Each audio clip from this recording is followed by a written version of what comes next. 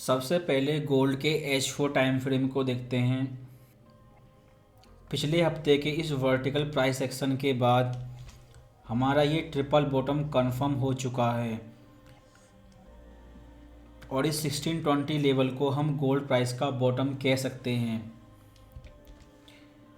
अगर current price level को देखें और आपको नई ट्रेडिंग एंट्री चाहिए तो हमारे पास दो की सपोर्ट एंड रेजिस्टेंस लेवल हैं। पहला रेजिस्टेंस है 1880 और उसके बाद हमारा सपोर्ट है 1730। अगर हम इस सारे ट्रेंड को देखें,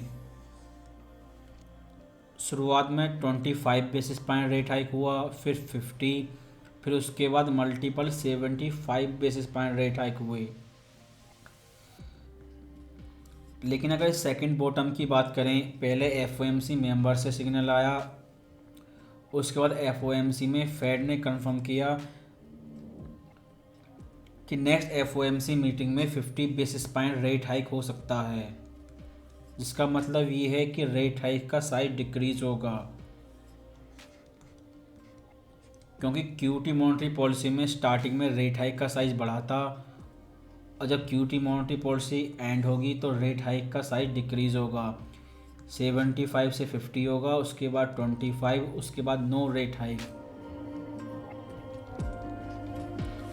और उसके बाद होगा रेट कट। जैसा कि इस ट्रेंड में हुआ था, पहले टेपरिंग ख़त्म हुई और टेपरिंग के बाद रेट हाइक होना था और रेट हाइक ठीक इसी समय होना था, लेकिन यूक्रेन इन्वेजन की वजह से ये प्रोसेस डिले हो गया और रेट हाइक की शुरुआत हुई मार्च में। इसलिए जब तक रेट कट नहीं होगा रेट हाइक के बाद, गोल्ड प्राइस 1900 और 1600 लेवल के बीच में ट्रेड करता रहेगा, क्योंकि कंप्लीट ट्रेंड रिवर्सल के लिए गोल्ड का ऑल टाइम हाई बनाने के लिए हमें क्यूई मॉनेटरी पॉलिसी चाहिए और क्यूई मॉनेटरी पॉलिसी तब होगी जब रिसेशन फुल फोर्स में होगी और उसके लिए हमें नेक्स्ट ईयर तक का इंतज़ार करना होगा। ये बुल्स जिन्होंने पिछले हफ्ते गोल्ड को बाय किया था, अब ये बुल्स दिसंबर एफओएमसी मीटिंग में 50 बेसिस पॉइंट रेट हाइक का इंतज़ार करेंगे और तब तक गोल्ड प्राइस बुलिश ही रहेगा। लेकिन दिसंबर एफओएमसी से पहले सीपीआई और एनएफपी फिर से आएंगे और इन दोनों इकोनॉमिक नंबर्स का पहले से घट के आना बहुत ज़रूरी है, इसलिए तब तक गोल्ड प्राइस साइडवे करेक्शन कर सकते हैं। अगर प्राइस करंट प्राइस से रिट्रेस हो जाता है तो आप 1730 लेवल के रिटेस्ट का इंतज़ार करेंगे और ये लेवल भी ब्रेक होता है तो आप रिट्रेसमेंट लेवल पर एंट्री ले सकते हैं, लेकिन अपसाइड टारगेट 1807 होगा। लेकिन अगर प्राइस रिट्रेस किए बिना ही डायरेक्ट इस लेवल को टच करता है तो आपको एक शॉर्ट टर्म सीलिंग अपॉर्चुनिटी मिल सकती है, लेकिन पहले आप इस लेवल पर रिवर्सल का इंतज़ार करें। उस कंडीशन पर आप सेल कर सकते हैं 1730 लेवल तक।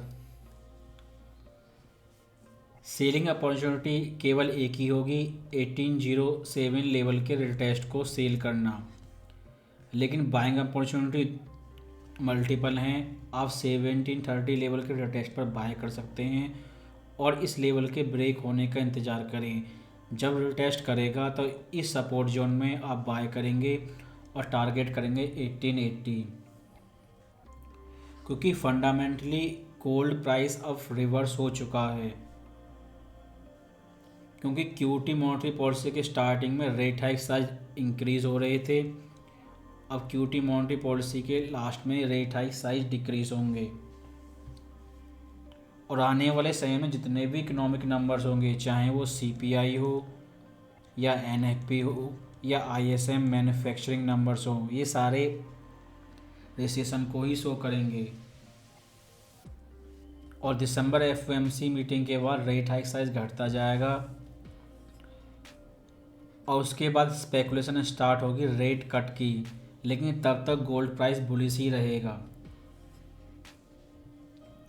इसलिए पॉसिबिलिटी है अगले हफ्ते आपको रिट्रेसमेंट अपॉर्चुनिटी मिल जाए और रेट कट उस समय होगा जब रिसेशन फुल स्पीड पर होगी, क्योंकि 2% इन्फ्लेशन रेट हाइक की वजह से नहीं होगी, रिसेशन की वजह से होगी। और उस कंडीशन में इकॉनमी को रिकवर करने के लिए फेड रेट कट करेंगे। अगर हम यूएस फाइनेंशियल मार्केट की हिस्ट्री को देखें 20 ईयर या उससे भी ज़्यादा, लास्ट 40 ईयर को भी देखें, तो US stock market rate cut पर क्रैश होता है और तब तक क्रैश होता है जब तक क्यूई मॉनेटरी पॉलिसी नहीं हो जाती। इसलिए ये बुलिश ट्रेंड टेक्निकली तो हमारे पास ये 1880 और 1730 लेवल हैं, लेकिन अगर टाइम की बात करें तो मार्च 2023 तक आप इस बुलिश ट्रेंड को एक्सपेक्ट कर सकते हैं। इस बीच में आपको केवल साइडवे करेक्शन और रिट्रेसमेंट ही देखने को मिलेंगे और रेट कट पर गोल्ड प्राइस फिर से क्रैश हो सकता है स्टॉक मार्केट के साथ। अगर हम डेली टाइम फ्रेम को देखें तो पिछले 2 हफ्ते के प्राइस एक्शन से हमारा ये वेव काउंट कंफर्म हो चुका है और ये डबल जिगजैग वेव काउंट था। और उसके बाद 2 पॉसिबिलिटी हैं, या तो ये ट्रेंड रिवर्सल है और गोल्ड नया ऑल टाइम हाई बनाएगा, या फिर ये सारा trend top to bottom retrace करेगा और रिट्रेसमेंट करने के बाद फिर से एक नया लो बना सकता है, क्योंकि 2% इन्फ्लेशन टारगेट के लिए इकॉनमी को क्रैश करना होगा और इकॉनमी को फिर से रिकवर करने के लिए फिर रेट कट होगा और क्यूई मॉनेटरी पॉलिसी होगी। लेकिन ये सारी चीज़ें तब होंगी जब मार्केट पूरी तरह क्रैश हो चुका होगा। इसलिए नवंबर के स्टार्टिंग में गोल्ड प्राइस स्टार्ट हो चुका है ऊपर जाना और दिसंबर में आपको एक करेक्शन देखने को मिलेगा। लेकिन हमारे की सपोर्ट एंड रेजिस्टेंस लेवल पहला 1730, उसके बाद 1807 और लास्ट में हमारा इम्पोर्टेंट रेजिस्टेंस है 1896, जो इस कंप्लीट ट्रेंड का 61% रिट्रेसमेंट है। अगर आपकी एंट्री 1730 लेवल से ऊपर है तो पॉसिबिलिटी है आने वाले कुछ दिनों में प्राइस लेवल को टेस्ट कर दे, लेकिन आपको अपना रिस्क इन 2 रेजिस्टेंस 1807 और इस सपोर्ट 1730 के लेवल पे कैलकुलेट करना होगा। और सबसे इम्पोर्टेंट चीज़, अगर 2% इन्फ्लेशन टारगेट अचीव हो जाता है और डीप रिसेशन भी नहीं होती है